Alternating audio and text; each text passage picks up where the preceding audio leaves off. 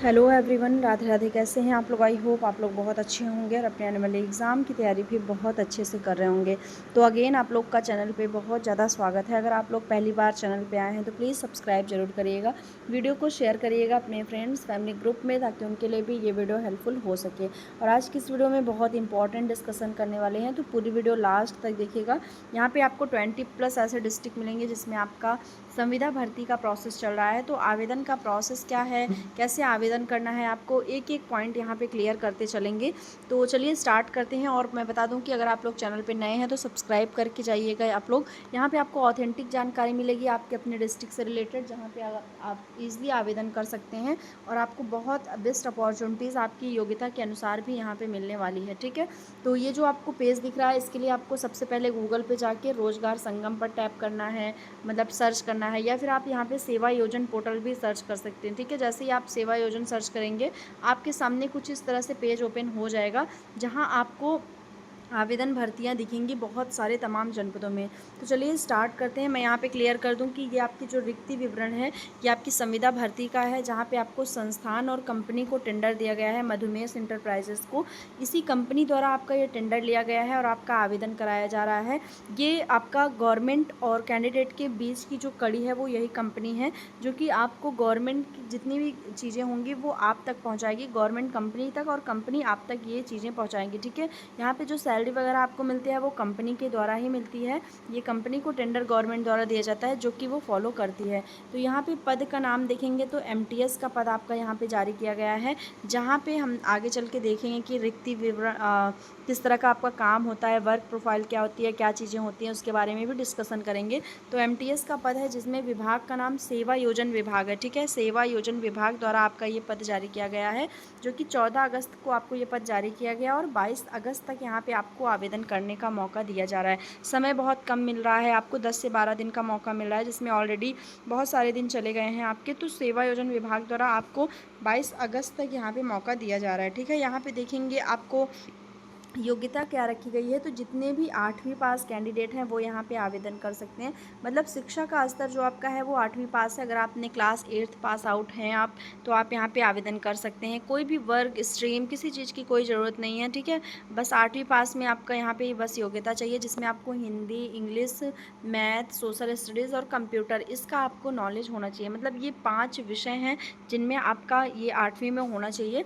तो मुझे पता है कि जितने भी कैंडिडेट 8वीं पास किए हैं उनके पास ये आमतौर पे विषय होते ही हैं। हिंदी होती है, इंग्लिश होती है, मैथ होता है और सोशल स्टडी होती है, कंप्यूटर होती है, जिसमें हम लोग हिंदी आपको पता ही है कि क्या है, इंग्लिश भी पता है, मैथ भी पता है। सोशल स्टडीज़ में आपको जितने भी आप सामाजिक विषय के रूप में पढ़ते हैं वो है, और कंप्यूटर में भी आपको एक बेसिक जो जानकारी रहती है वो दी जाती है। तो ये चीज़ यहाँ पे ये सब्जेक्ट्स मुख्य तौर पे यहाँ पे रखे गए हैं। इन विषयों का यहाँ पे काम है। ठीक है, किसी भी तरह का वर्ग का कोई काम नहीं है। कक्षा 8 में आपकी ये विषय मुख्य रूप से होने चाहिए, तभी आप यहाँ पे आवेदन कर पाएंगे। जो यहाँ पे कार्य का विवरण है वो एमटीएस का है, यानी कि एक ऐसा पद जहाँ पे आपको किसी भी जो सरकारी संस्था है या सरकारी ऑफिस है, सरकारी दफ्तर है, उसमें आपको एक रख रखाव जिम्मेदारी की काम दी जाएगी, जहाँ पे आपको फाइल मैनेजमेंट में क्या करना है, या अदर कोई भी काम ऐसा होता है, या कोई ऑफिसर है तो उसका कैसे फाइल को आपको मैनेज करना है, सारी चीज़ें देखनी कैसे है, उसके तौर पर आपको यहाँ पर काम करना होगा। यहाँ अपेक्षित वर्ग जो है वो पुरुष, महिला, विकलांग, भूतपूर्व सैनिक, खिलाड़ी, सभी यहाँ पे आवेदन कर सकते हैं। सभी को यहाँ पे मौका दिया जा रहा है। हर एक कैंडिडेट यहाँ पे आवेदन कर सकते हैं। ठीक है, वेतन सीमा की बात करेंगे तो 10,000 से 20,000 के बीच में है, जहाँ पे आपको 15,618 रुपये स्टार्टिंग आपका यहाँ पे वेतन रखा गया है। ठीक, स्टार्टिंग वेतन आपका 15,618 रुपये यहाँ पे रखा गया है। आयु की बात करेंगे तो मिनिमम 21 और मैक्सिमम 40 ईयर है। ये जनरल कैटेगरी के लिए है, सामान्य कैंडिडेट के लिए यहाँ पे है जो सामान्य वर्ग के हैं। ओबीसी वर्ग को यहाँ पे 3 वर्ष की छूट मिलेगी। मतलब मैं यहाँ पे क्लियर कर देती हूँ साइड में कि ओबीसी जितने भी कैंडिडेट हैं उनको यहाँ पे 43 साल तक मौका दिया जाएगा, 43 ईयर्स, और जितने भी एससी या एसटी कैंडिडेट हैं उनको यहाँ पे 45 वर्ष तक छूट मिलेगी। तो आपको ध्यान देना है कि आप अपने कैटेगरी के अनुसार यहाँ पे देख सकते हैं कि आप किस कैटेगरी के हैं और आपको कितनी छूट यहाँ पे चाहिए। बाकी यहाँ पे देखते हैं अनुभव की बात कि एक्सपीरियंस चाहिए या नहीं। तो आपको एनजीओ या सोशल सर्विसेज में कोई भी ऐसा एनजीओ हो, ठीक है, या सोशल वर्क हो या कोई ऐसी परियोजना हो जो बच्चों के लिए, महिलाओं के लिए या ऐसा सामाजिक स्तर पे आया हुआ है, तो वहाँ पे अगर आपके पास 1 वर्ष का अनुभव है, 1 साल आपने वहाँ पे प्रॉपर काम किया है, आपके पास 1 वर्ष का अनुभव है, तो आपको यहाँ पे वरीयता मिलेगी। मतलब 1-2 ऐसे कैंडिडेट हैं जो एक के पास एक्सपीरियंस है और एक के पास अगर एक्सपीरियंस नहीं है, तो जो कैंडिडेट एक्सपीरियंस्ड है, जिसके पास एक्सपीरियंस है, उसको यहाँ पे मौका दिया जाएगा, ठीक है? तो ये यहाँ पे पोर्टल पे हमेशा ही होता है कि जो भी एक्सपीरियंस्ड कैंडिडेट हैं उनको यहाँ पे अपॉर्चुनिटी दी जाती है। अब चलिए देख लेते हैं कि आपका उत्तर प्रदेश में कितने जनपदों में आपका आवेदन चल रहा है।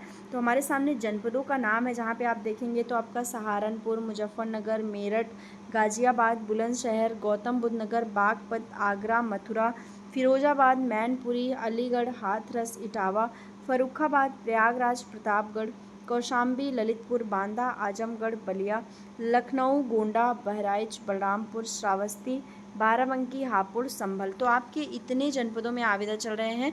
आई होप आप लोग को विजिबल होगा, क्लियरली आप लोग देख पा रहे होंगे। तो आप अगर इन सारे डिस्ट्रिक्ट में से किसी भी ज़िले से हैं, आपने 8वीं पास किया है, आपके पास एक्सपीरियंस है, आपके ये सब्जेक्ट्स रहे हैं math, Hindi, English, social study, computer, तो आप डेफिनेटली यहाँ पे आवेदन कर सकते हैं। आपको आवेदन करने का मौका दिया जा रहा है। यहाँ पे चलिए देख लेते हैं कि कुछ और भी अन्य विवरण भी दिया गया है। तो 15,618 में ईपीएफ एवं ईएसआईसी की कटौती नियमानुसार की जाएगी, यानी कि आपका ईपीएफ और ईएसआईसी भी कटेगा। यह रिक्ति पुनः प्रकाशित की गई है, मतलब एक बार पहले भी ये आपका जो पोर्टल पे इस तरह की वैकेंसी आई थी, तो दोबारा से ये पद आपका जारी किया गया है, जहाँ पे जिन अभ्यर्थियों ने पहले आवेदन कर लिया था उनको दोबारा आवेदन करने की आवश्यकता नहीं है। मतलब ऐसे कैंडिडेट जिन्होंने इन डिस्ट्रिक्ट से जो थे और वो पहले से आवेदन यहाँ पे कर चुके हैं, तो उनको दोबारा आवेदन करने की आवश्यकता नहीं है। रीज़न है कि आपका जो भी डेटा होता है, आपके जो भी फॉर्म होते हैं, वो वहाँ पे सबमिशन के बाद सेव हो जाते हैं। तो लाइफ में आप कभी भी वहाँ पे दोबारा आवेदन नहीं कर सकते हैं। मतलब एक बार अगर आपका आवेदन हो जाता है तो वहाँ पे डेटा आपका रहता है। ऐसा नहीं कि आपको वहाँ पे साइड कर देंगे या हटा देंगे, ये चीज़ें नहीं होती हैं। वो उसके आधार पर यहाँ पे जो भी चीज़ें होते हैं वो करते हैं, ठीक है। तो मेरिट पे आपकी ये भर्ती होगी बिना किसी एग्ज़ाम के। मैं यहाँ थोड़ा सा क्लियर कर दूँ कि यहाँ पे आपको कोई एग्ज़ाम नहीं देना होगा, बिना किसी एग्ज़ाम के आपको यहाँ पे मौका मिल रहा है आवेदन करने का, आपको सिलेक्ट होने का, ठीक है। एग्ज़ाम नहीं होगा आपका, किसी भी तरह की कोई फ़ीस नहीं है यहाँ पे आपको आवेदन करने का, मतलब निःशुल्क आपको यहाँ पे आवेदन करवाया जा रहा है। तो बिना किसी एग्ज़ाम के, बिना किसी फ़ीस के, मेरिट के आधार पे आप अपने इन जनपदों में आवेदन कर सकते हैं। तो जितने भी कैंडिडेट इन जनपदों से हैं, अगेन आप लोग देख लीजिए, क्लियरली आपको विजिबल होगा यहाँ पे।